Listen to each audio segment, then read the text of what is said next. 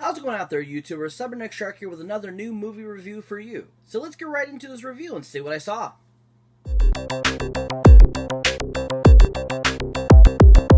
So last week, I had the chance of checking out an awesome horror comedy film that came out last year that was considered a box office bomb, but I thought it was actually pretty good, and I definitely thought it was super hilarious. And that is the film Happy Death Day. Now, I was really surprised at how funny I thought this film was and how good I thought the film was. I was really interested in this film because it was kind of considered like a slasher film, but kind of along the lines of Groundhog Day. And after watching it, I was blown away by it. I thought it was so good and so entertaining, and I thought it was beautifully directed. Now, this film was directed by none other than Mr. Christopher B. Landon. Now, Christopher B. Landon is the son of the late, great Highway to Heaven actor Michael Landon. Now, this gentleman has actually directed a couple other great films that I absolutely think are just awesome films, such as the awesome film from 2015, A Scout's Guide to a Zombie Apocalypse, which I think is probably one of the best zombie films around. I absolutely loved it. Actually, when I went and saw it in theaters, I was the only one checking it out. And I just remember thinking it was so stinking awesome. And I loved all the ideas behind it. I thought it was, the three main kids were awesome. I just really thought it was fun and enjoyable. Thought they did a really good job. It just was really funny and like super awesome zombie-like. Because it was kind of along the lines that made me think of like, like Shaun of the Dead, like, the Return of the Living Dead films that they made back in the late 80s, kind of trying to revive the zombie era type of films. It made me think of that, and that's just how good Zombie Apocalypse was. Another film that Christopher B. Landon directed was an excellent or interesting, but yet not considered one of the best of the series films, Paranormal Activity: The Marked Ones. Now, this film was considered a box office bomb compared to the other Paranormal Activities, but at the same time, I heard and I've seen trailers for it that seemed to make it completely different than the previous films, and so would make it a little more or less interesting to others that are used to the other type of films. But this one I heard is really good and just really awesome, and had a lot of great and similar funny comedy elements to it, just like Happy Death Day and A Scout's Guide to a Zombie Apocalypse. It was very similar, and so I'm actually looking forward to checking it out eventually. I just haven't gotten around to watching it, but I heard that Christopher B. Landon did a really good job of directing it, and also was a co-writer on the film as well. But with Happy Death Day, I thought Christopher B. Landon made an amazing and entertaining film. It was truly entertaining, truly funny, and just super awesome.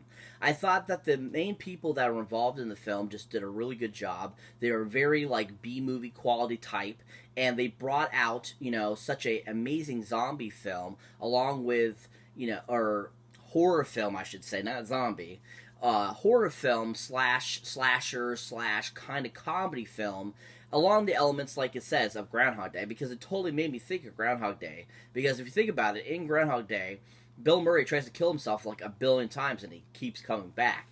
So it's kind of similar to the same thing, because in this film, if you haven't seen it, or if you have seen it, you know what happens, and how, she keeps having to die to reset the day.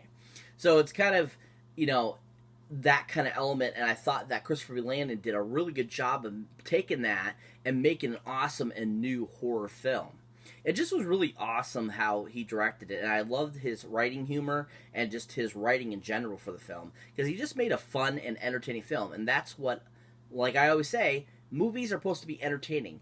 They're not supposed to be looked at, scrutinized, in order to, is this going to be Oscar-worthy? No, that's not what they're putting out films, unless it's a drama and they're looking to try to go for an Oscar.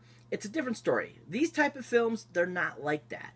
And so when you're watching them, it's like, remember, it's fun, it's entertaining, it's supposed to entertain you. But if you're not entertained, oh well. What can I say? I thought Christopher B. Landon did a great job with this film and made an excellent film.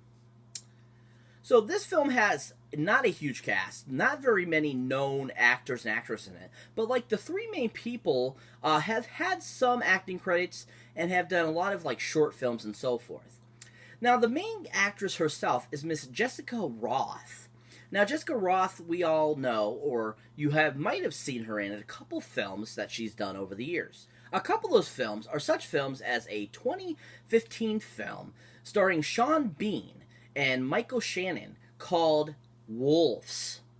Now, I haven't had a chance to see this film, but I do remember recalling seeing the cover of this film at Walmart at one time, and it looked kind of interesting. But I've heard good things about it, and that Jessica Roth was really good in it and did a decent job.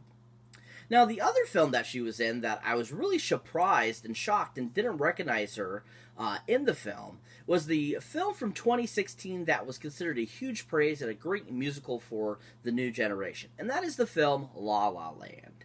Now, honestly, I don't remember her being in the film. I think it was a small part. And it was basically just super small and, like, not very noticeable. But if I do recall right, I believe she is one of the workers at the Starbucks at the movie lot, I think. I'm not 100% sure, but I know she was somewhere in that time or era of the film. And supposedly did a really good job, but I don't honestly recall her being in it. So I was really shocked to see that she was in the film and that she was a part of La La Land. But in Happy Death Day, I thought she did an amazing job.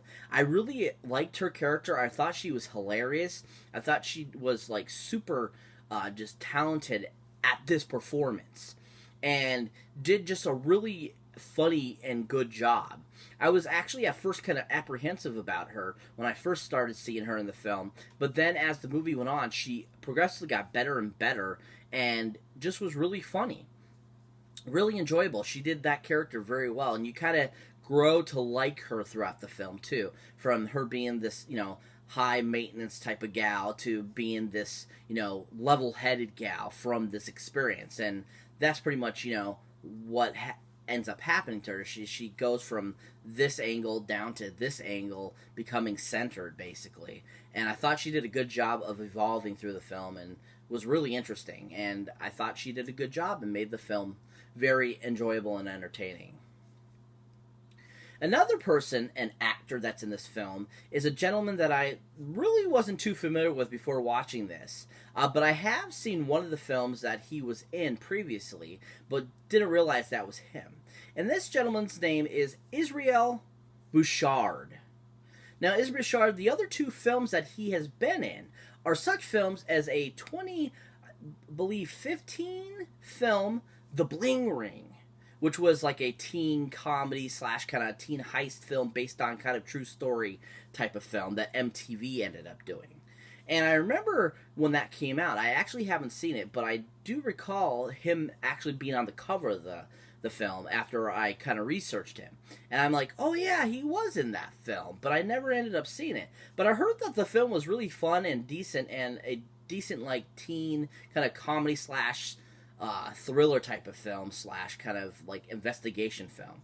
I heard really good things for, so I'm definitely going to have to check that one out eventually. The other film that Israel was in was a 2015 as well, or I'm sorry, 2014 film as well, that was like a kid's kind of adventure film called Earth to Echo, which I really didn't care too much for. I didn't like that it was that lost footage look. I really don't like that in movies. That's why I dislike the first Cloverfield, is because of the whole lost footage thing. It's just too bumpy, and you can't really pay attention enough to everything and get the details and find details in the film. And it's so annoying because it's like constantly going like this. And you're like, okay, stay still for a second, and then it's like, it annoys me. Unfortunately, that doesn't make it entertaining to me. So unfortunately, with Earth to Echo, it didn't resonate with me because of that aspect. But the character that Israel played in the film, I really enjoyed, though, his performance. And I thought he did a good job. And he transferred that performance, really, into Happy Death Day. I thought he was really fun in it, really enjoyable, and just made the film really fun and interesting. He was a super funny character, and I really enjoyed when he popped up in the film and how he kept having to repeat certain scenes. and just like some of the interaction he had to do with his like roommate was super hilarious, and he did a good job of that. And he made the film entertaining as well. Now, the only other actress that has a credit to her name is none other than the bad guy herself in the film, Miss Ruby Modine. Now, if you heard that name right, yes, Ruby Modine is Matthew Modine's daughter, who you might recognize from a slew of 80s films, and also the awesome 1990 film Memphis Belle, that's based on World War II incident.